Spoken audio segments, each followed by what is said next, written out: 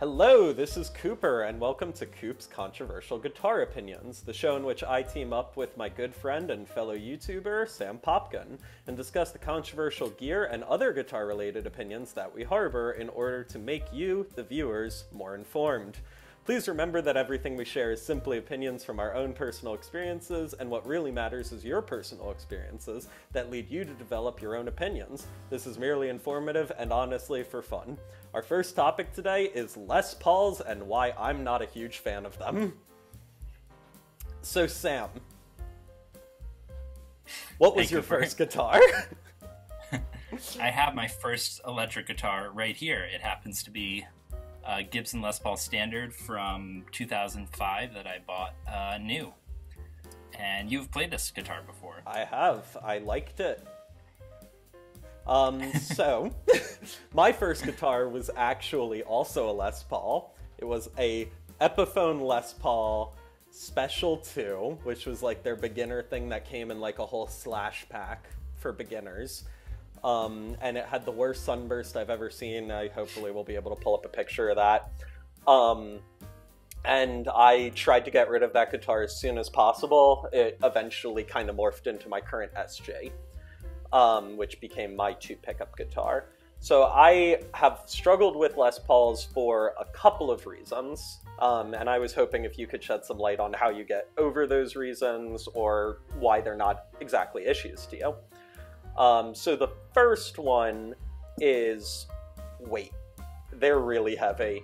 I have not had the pleasure of playing a real burst or even a vintage Les Paul. I know you have. And so I was wondering if you could shed some light on how you deal with the weight, because every time I've stood up with Les Paul or even them resting on my leg, I feel like it's a lot of weight and that it just feels like it's affecting how I play the guitar. Yeah, it's funny. I'm actually kind of like right now trying to hold it like evenly on my lap and not touch it. And right now it's wanting to do that. And it's a little scary. And yeah, I mean, this was my first guitar and I have maybe a weird theory about that. Like our first guitars are the ones that we're comfortable with and that we kind of form an opinion around in future purchases. But so weight, I mean, this is a very heavy guitar. It's maybe 10 pounds. I'm not exactly sure. I was wondering if you know. I'm not sure, but yeah, it's very heavy. I have compared it in person to a real burst 1960, or is it 58? I'm sorry. And I was going to say, I'm pretty sure this was a 58. Yeah, 58. It was very nice. A little bit less heavy than this. And I know that this 2005 model was also weight relieved or chambered, which is kind of funny because it's still very heavy. Yeah, so I think 2005, if I'm not mistaken, was the least amount of weight relief that they've done on those. I know now they're not weight relieved anymore. I played one the other day that was 12 pounds. Wow. So that was a little much. The other issue that I often have is I am coming from a land of 335s, SGs, Strats, fret accessibility. It always seems like I want to go higher than I actually can. So tell me, how do you deal with that? How do you play? Do you ever find it's an issue for you? It's a good question. I mean, I'm also a telly person, so it seems like just the guitars that I gravitate towards kind of stop accessibility around here, and the way I get around it is just kind of by extending my fingers here. My thumb is still back here, but I mean, I guess I'm not playing the lower strings this high. The higher strings are accessible, so it's kind of the area that you play. Yep. But also, I'm an acoustic guitar player originally, too, right. So it just seems like the no contour, the lack of accessibility is something I'm used to.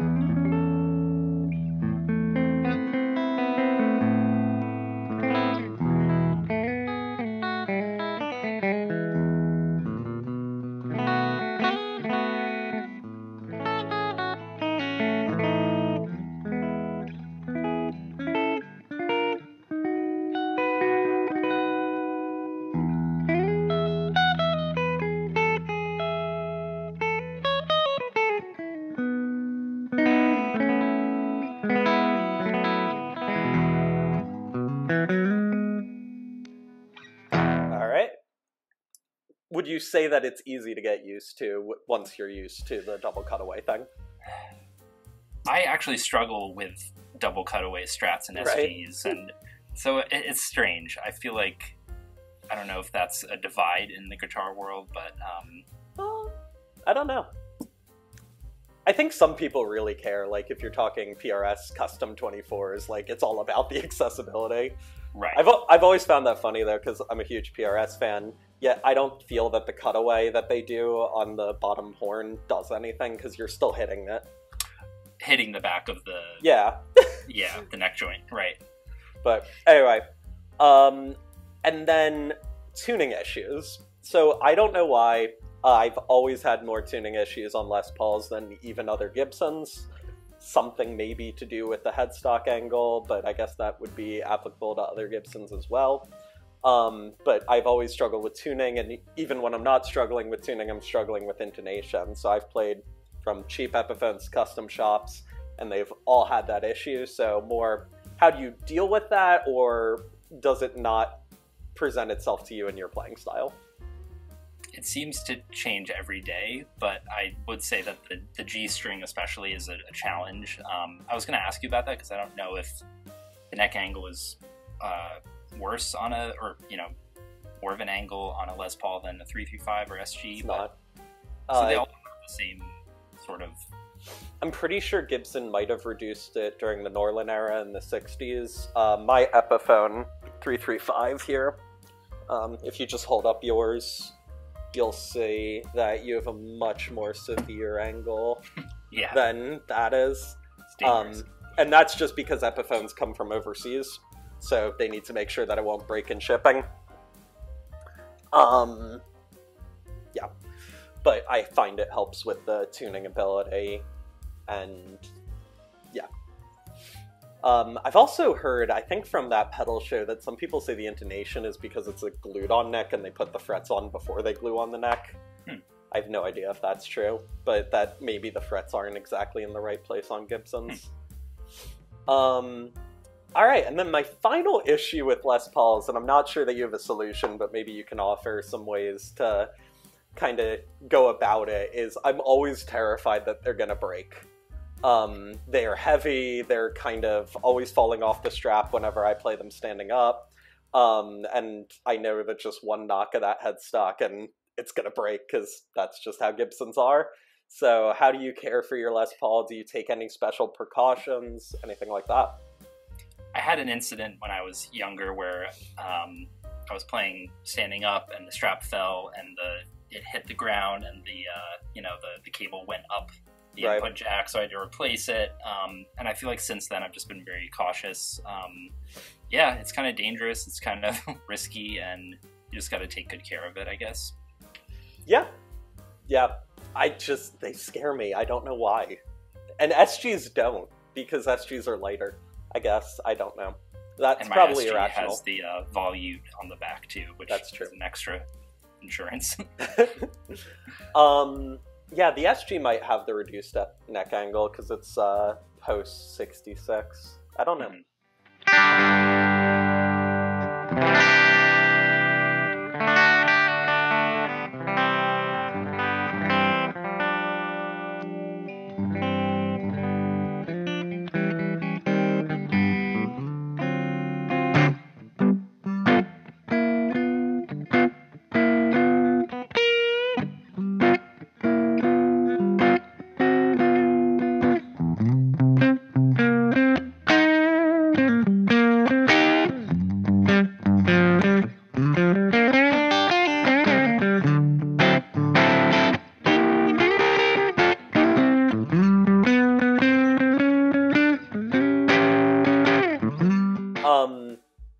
Alright, so then the last question is, I'm really uninformed about the differences between 50s and 60s Les Pauls.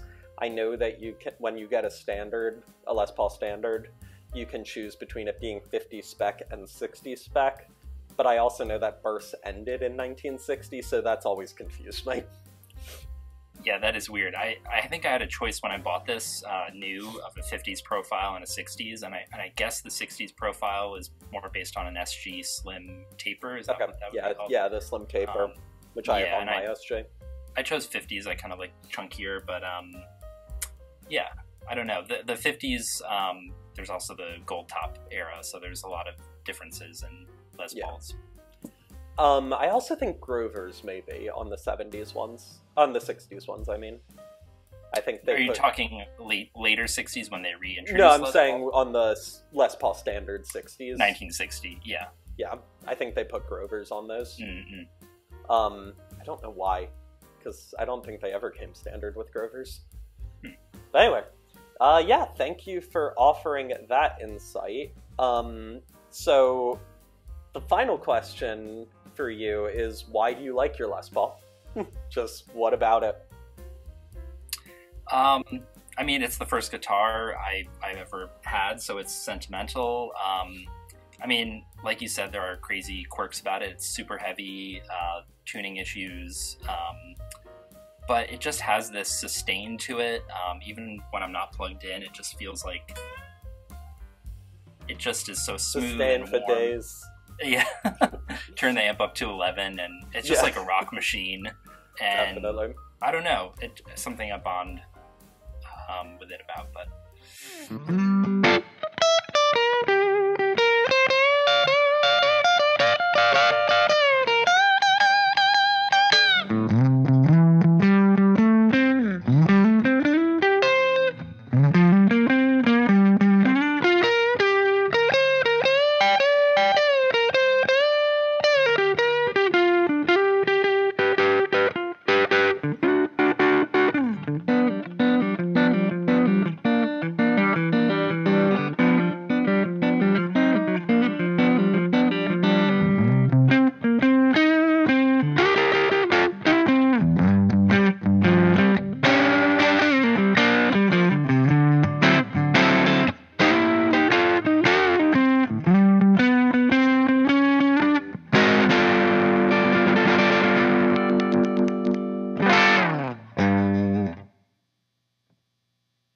So, funny thing with me and Les Pauls is, as much as I struggle with them, if you look at my YouTube channel right now, 2 of the 3 songs that are up would have used Les Pauls originally.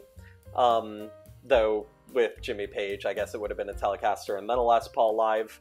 And so, it's interesting because most of my favorite guitar tones, I would even go as far to say, are Les Paul into a Marshall-style amp.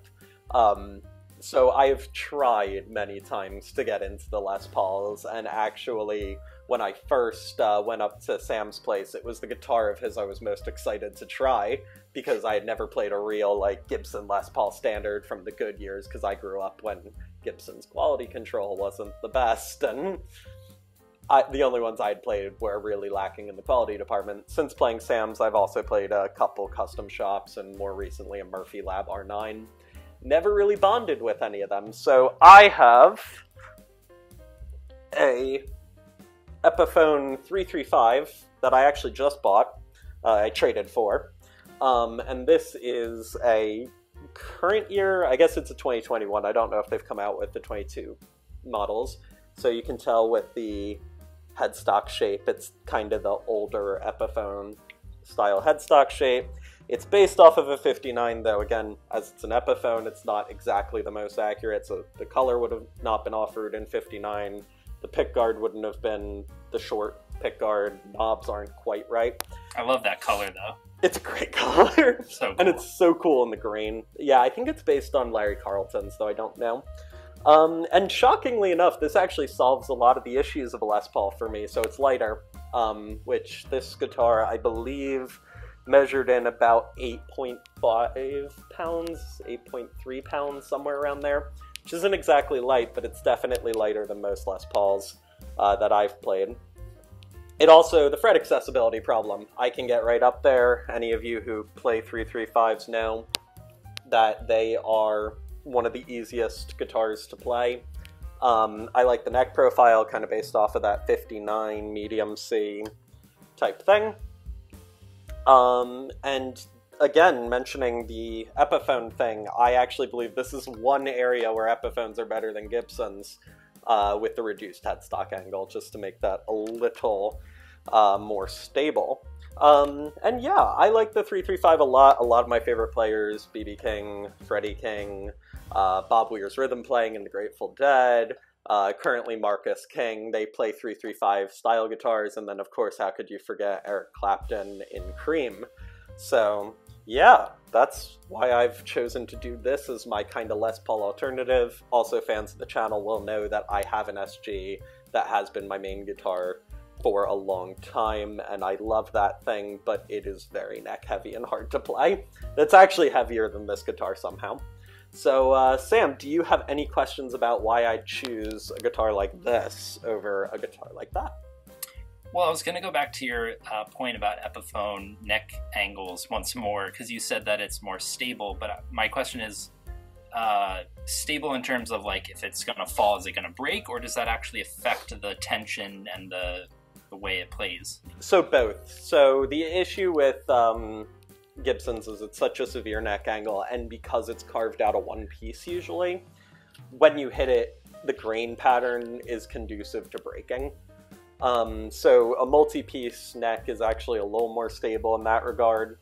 Also, because of the reduced angle, the G-string tuning issues that are anybody who's played an Epiphone or Gibson style guitar, no, that's an issue with the G-string. It's not as prevalent, though it is still there. So yeah, that's kind of the thing with the Epiphone headstock angle, I guess. I don't know if the neck itself is a different angle. One weird thing about this guitar is if you can see that neck pickup is at like a really severe angle. Don't know why, but it is.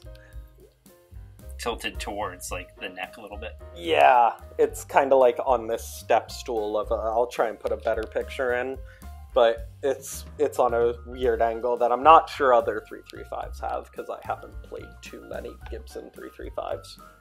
I actually played the 1959 at Peter Siegel's house with Asbury Park Vintage Guitars, but yeah, I don't remember it all that well.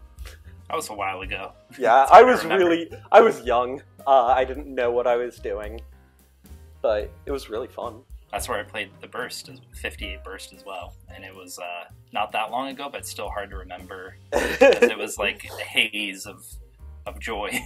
Yeah, if any of you have ever played vintage guitars, you will no doubt know that you are kind of scared of them when you play them, and it makes actually playing them a little difficult. Especially knowing that these things are now worth, I mean, I think in 1959, one of these is in the $50,000 range. A Burst is in the $200,000 range. Minimum. Yeah. Yeah, so you're talking house money when you're talking these things, or great car money. And so, yeah, they're not inexpensive, which is why I have an Epiphone.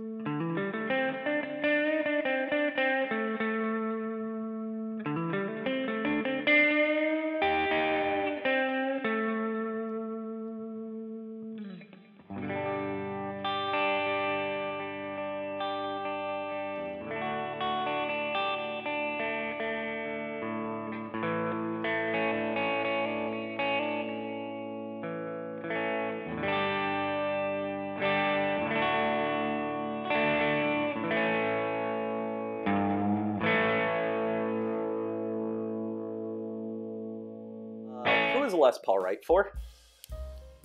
That's a tough question to answer, but I feel like if you want to play really warm classic rock, that's kind of why I chose it. I was into AC/DC, and I tried an SG alongside it, and I just felt like the Les Paul had a little more warmth to it or Definitely. something. But it's also really heavy, so if you're not really wanting to stand up and hurt your back, that is a consideration to make. Would you say it makes it a little more conducive for studio musicians or home players? Yeah, that's a good point, because if you're touring and you have those G-string tuning issues, I wonder if that would point you towards a PRS or some other sort of, you know, Gibson-like guitar. But studio use, I mean, I just love this guitar. It had the Burstbucker Pros, as you said, in them before. And it currently has... OX4, Alnico 4 low-line PAFs in them, which I like better, but the Burstbuckers were amazing. They sound amazing in your SG, so... Yeah, no, I actually really like the OX4s. I don't think they would be what I would choose for a Les Paul, just because when I think Les Paul, I'm thinking Jimmy Page, honestly, and that's rock with a capital R. But they sound amazing, and for certain styles, those OX4s are just insane. You can't beat them. Yeah. And then my final question, I would kind of agree with you, by the way, where if you're okay with the issues of a Les Paul, they probably sound better than anything else. Though I would say this is still the burst killer. I think that a Les Paul is definitely up there with some of the best sounding guitars of all time. You can't deny that. So if you can deal with it, get yourself a Les Paul. And then final question, what about P90 Les Pauls? So for those of you that don't know, from 1952 when it was introduced to 1956, 1957, somewhere around there. 7, yeah. Yeah, they were P90s, P90 pickups, not humbuckers in the Les Pauls, because humbuckers had not been invented yet. So do you think there's a reason that you should choose a P90 Les Paul over a humbucker Les Paul, or do you think that most people, what they're going to be going for is humbuckers? It's kind of funny, I was just reading about that transition in 57, and that a lot of the players didn't like the new sound of the humbuckers, which is now like the holy grail guitar, but right. At the time jazz was big, and but you also have Neil Young, you have David Gilmour, and people using the P90 gold tops, so I mean they're a great sound. Yeah. I'm trying to think, who do I know that uses gold tops? Freddie King. For a lot of the early stuff, it was actually a gold top Les Paul, not 355. Les Paul played them too. Yeah, Les Paul. That's true. Sometimes funny to forget that Les Paul's actually a signature guitar of one guy. I recently was watching that Les Paul actually made money on every solid body Gibson, and that part of the reason Gibson made the 335 was to like kind of sidestep that contract with him. But he had rights to every solid body Gibson, not just the Les Pauls. As we know, SGs were kind of an evolution of Les Pauls, and so he made money on those. What year was the Firebird? Was that like the mid-60s or something? 64, I want to say, but again, I'm not exact on that. It's funny to think he made money off of like that and SG. Yeah, he made money off of Explorers and Flying V's, I think. Again, I'm not exactly sure that that's what the contract was, but I know that he had one of the larger guitar collections because Gibson kept sending him everything that would come out of the factory, even through Moreland and all that, until the day that he died. So yeah, that's really cool. So I just want to thank you for giving your insight into Les Pauls.